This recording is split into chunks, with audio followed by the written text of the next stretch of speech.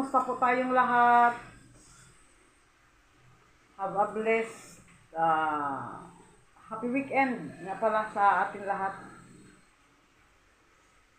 Linis-linis si Maliha, ay si Rihanna. Walis-walis muna. Yaw-yaw tayo mga loves. Para may pang ano lang tayo, may pang content. Maliha ulit di naligo. Bumili ako kanina ng ng gulay, okra at saka talong. Tapos bumili din ako ng ano ba ito?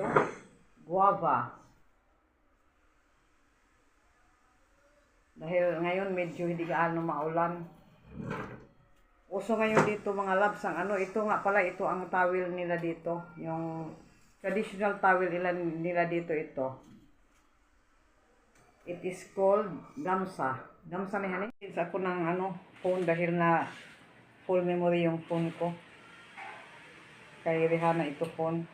Ang tawag dito guys, gamsa. Ito, nila na ito. Traditional towel. Ito ang ginagamit nila pang balot sa buhok nila. Tapos tuwalya, ganoon. Mas mainam ito dahil pag walang washing machine, easy to washed by hand. Tapos madaling matuyo, lalo na pa winter na. Uso dito ngayon ang mga ang lagnat na lagnat. Tapos itong kasamahan namin sa bahay, yung siya ang nauuna dito pag may mga sakit-sakit. Kung hindi yung tatay, yung nanay ngayon. Ang nanay siya ang may sakit ngayon. Malakas ang lagnat niya, tatlong 3 days na ngayon. Tapos with kasamang pananakit sa katawan, yan ang uso ngayon ng lagnat dito. Kasi dengue outbreak dito ngayon sa Bangladesh dahil daming mosquitoes. Kaya yun, daming nilalagnat. Tapos kasama ang pananakit ng katawan, masakit ang ulo. Itong kasama ko ngayon 3 araw na. Tapos pag nagkasakit siya, nadiduwal siya. Sabi ko sana wag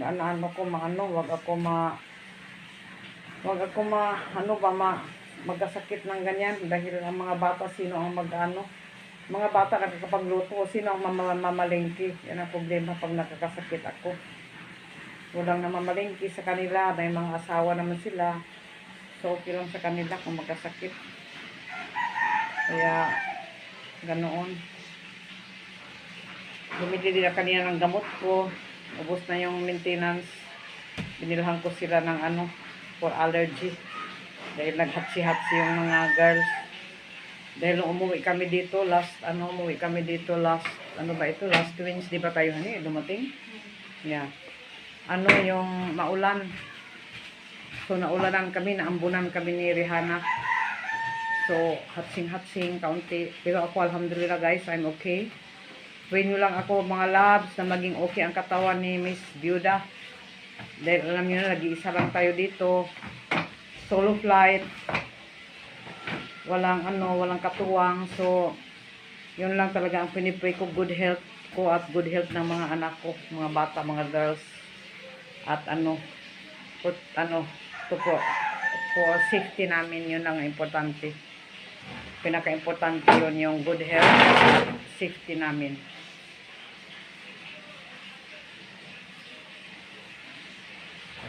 Naliligo pa si Maliha, tapos ako naman ang kasunod, maglaba ako ng bedsheet. Si Maliha naglaba din ng bedsheet na nung isang araw.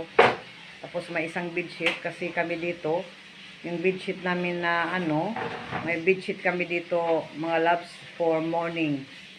Dahil pag may napasok dito, iba-ibang mga tao, alam niyo na kung sino pumapasok dito, uupo sa sa kama. So, di natin alam yung mga mikrobyo. Kaya iba ang bedsheet namin sa umaga. Pag sa gabi naman, yung pangtulog namin iba ang bedsheet. Kaya labada tayo mamaya pagkatapos ni Bunso. Tapos luto. Okay. Maraming salamat sa mga ninyo, mga suporta. Wala tayong magandang content mga loves. Keep on watching lang. Chill-chill lang tayo sa yaw-yaw. Chill-chill lang sa kakayaw-yaw. Life must go on. Yaw-yaw is life. Okay, ingat po tayo. Have a blessed weekend. Iskinita yan. Diyan dumadaan yung mga magnanakaw. Ito naman may kabilang building. Hindi namang building. Ito naman yung kabilang tapat sa building namin. Pwede magkumustahan dito. Sabi ko kay sa mga, hindi ko na ipapakita sa inyo yung ano, recipe dahil ano, copy-paste na recipe mga loves. Copy-paste. Ibig sabihin pabalik-balik. So, nakakasawa na sa paningin ninyo yung ano namin recipe. Next time uli pag may bagong recipe, si Miss Pinay, kapakita ko sa inyo. Mag-ano muna ako, maglinis ako ng isda. May linisin pa akong isda. Trito ko na, naluto ko na yung isang recipe. You're the night sky trying to make me see